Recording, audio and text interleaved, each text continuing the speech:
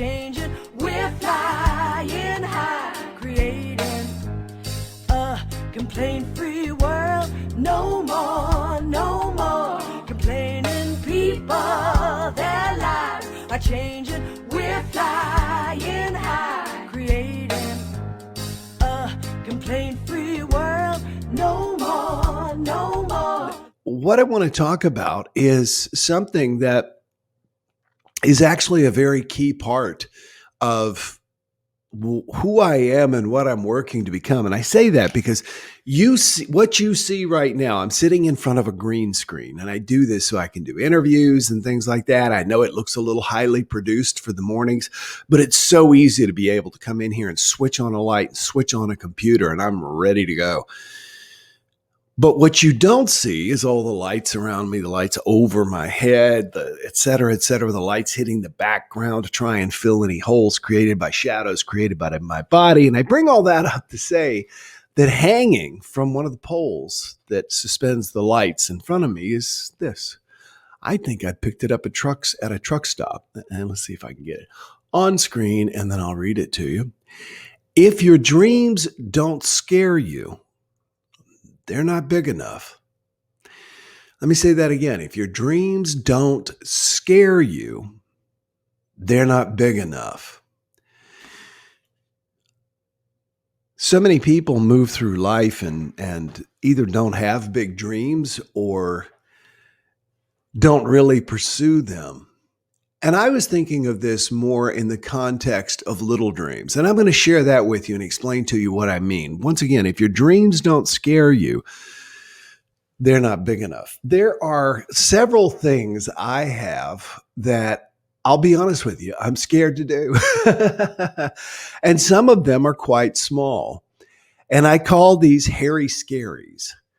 A hairy scary is something that typically, to be honest with you, I'm afraid I'm going to be rejected if I reach out there and do it. And yet what I'm learning is that the more you get rejected, the more you go, nah, doesn't matter.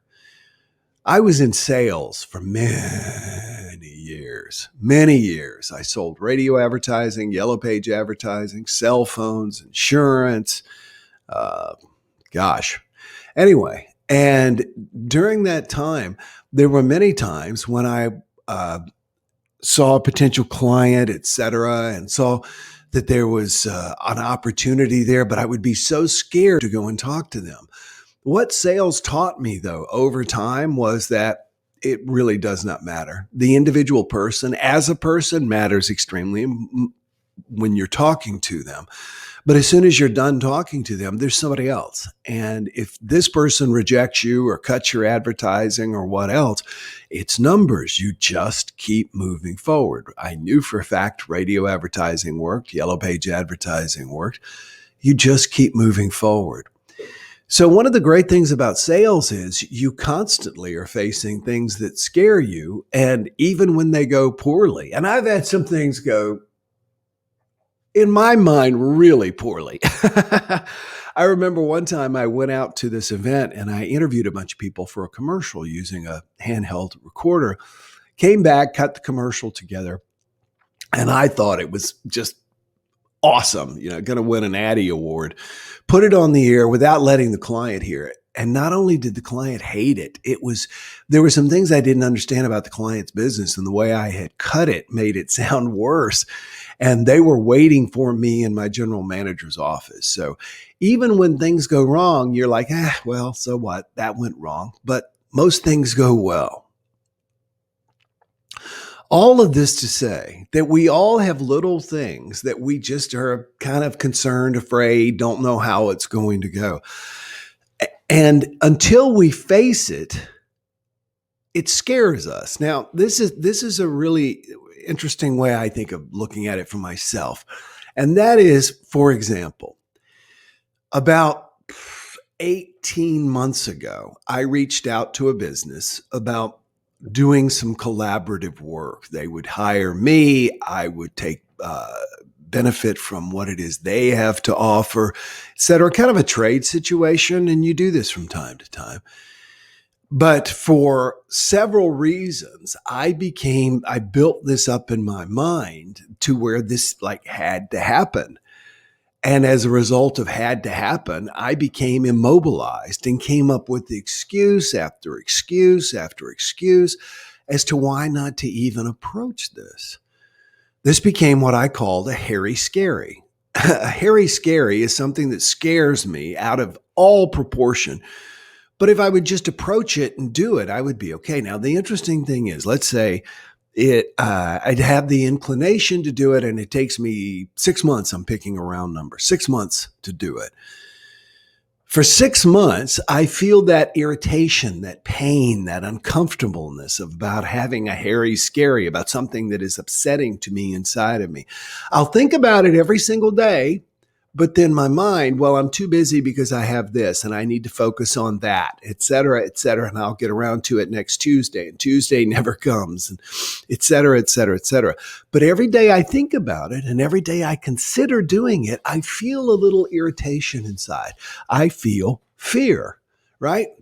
Now, let's say the fear is only about a 5% on 100% ratio, okay? 5% on 100% ratio, but I feel it every day for 6 months. So that's hundreds of percents of feeling this fear. Now, if I approach it, if I go and do it, then in many cases, the fear may hit 50%, 60%, right? But I just go and plow through it. I don't wait for the perfect words. I don't wait for the perfect opportunity. That's what we do.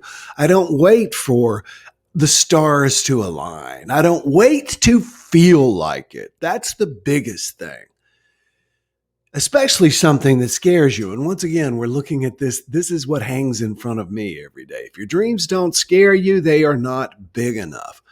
We wait until we feel like doing something. And then once we wait until we feel like doing something, we never do. And not only that, I don't know about you, but I compound the fear of doing it with the guilt of not doing it. So it's way worse. And so what we want to do is to take action. When I introduce myself to people at parties or whatever, they say, what do you do? The easiest, straightest answer, or when I'm playing pickleball, is I'm a writer and a motivational speaker. That's because most people Google motivational speaker. They don't Google what I am. But the point is that you can't motivate anyone. One of the greatest motivational writers, Dennis Waitley, wrote this long thing about, I've never motivated anybody to do anything. People find it within themselves. And what you find within yourselves is that action creates motivation. We think it's the other way. It is not. It is not motivation. And then you get motivated to take action. So what I try to do when I speak to people is to inspire them to take action. Then they find the motivation, whatever it is. So the other day, I was thinking about this business opportunity that I alluded to just a moment ago. And I was thinking about it again, and I thought to myself, all right, so for 6 months, I have thought about it, buried it, and in each case, felt a little fear. That's the reason I buried it. And then I buried it and felt a little shame. So I had this shame fear cocktail going on, just small amount, just having a little sip. But there are no good sips. And so I scheduled a day in my calendar to sit down and to actually write out a proposal for this company. And when the day came, oh, did I not want to do it? And oh, I had 1,000 other reasons, et cetera, et cetera, et cetera. And I forced myself to take some action. You know what that action was? I opened up Pages on my iMac. That was it. I told myself, I've got to write a proposal. I want to have a document program. So I opened up Pages on my iMac. And then at the top, I put our logos, my logo, my company logo, and I also put their logo. And then I put a title. Now, I had allotted myself an entire day to put this together. I finished it within an hour, 30 minutes. But then came the next step. Then I needed to present it. And so what I did was I printed it off and I put it on my counter where I walk by all the time. And I gave myself a time limit. I'm going to take action on this in the next week. So on the 7th day, I contacted these people and I presented it to them. And they were so receptive. They were so glad to hear from me. They were like, "Where have you been? We've been waiting for you." And now we're putting the finishing touches on it. Amazing, isn't it? The things that we allow to become hairy scaries, which turn out to be nothing burgers. I've actually spoken on this on a JumpStart before, this idea of noticing things that are hairy scaries for you and turning them into nothing burgers. And the way we do that is by taking action in that direction. Even things like phobias, and I'm not saying you have to get over your phobias, but if you have one, there's really only one proven way, and that's to face it. That is to expose yourself to it. I saw a thing on PBS years ago of a man who worked with people with phobias, and this woman had a just insane phobia of birds. And I mean insane. She would scream if a bird came anywhere near and have a panic attack and freak out. And so she couldn't even be in a room with a feather. And so the doctor would like stand outside the door telling her he was holding a feather, and the woman would cry and scream and cry. And then finally he would take one step into the room and she would cry and scream. And then he would get to the next day where he could take that one step, then the 2-step. And finally he put it on a lazy Susan and the woman was on the other side and he would start to move it. The only way to overcome anything we fear is to face it. And just as I said before, when you don't face a fear, you often feel, shame is too strong of a word. Shame is existential, but certainly guilt. We tend to feel guilt when we don't do something. And when we add all of that up, it is so much more painful than taking the time to face it, to face the possible rejection, to face the possibility that we're not good at something. I remember for myself, and I've said this many times, for me, the hardest part is putting on my shorts and my shoes and driving to the gym. Once I'm in the gym, I feel kind of good. And the same is true for learning to play pickleball because I'm not very good at it yet. And I know that means that not everybody wants me on their team, etc. And so for me, the hardest part is getting out of the car and walking there. So today's Tuesday, August 31st.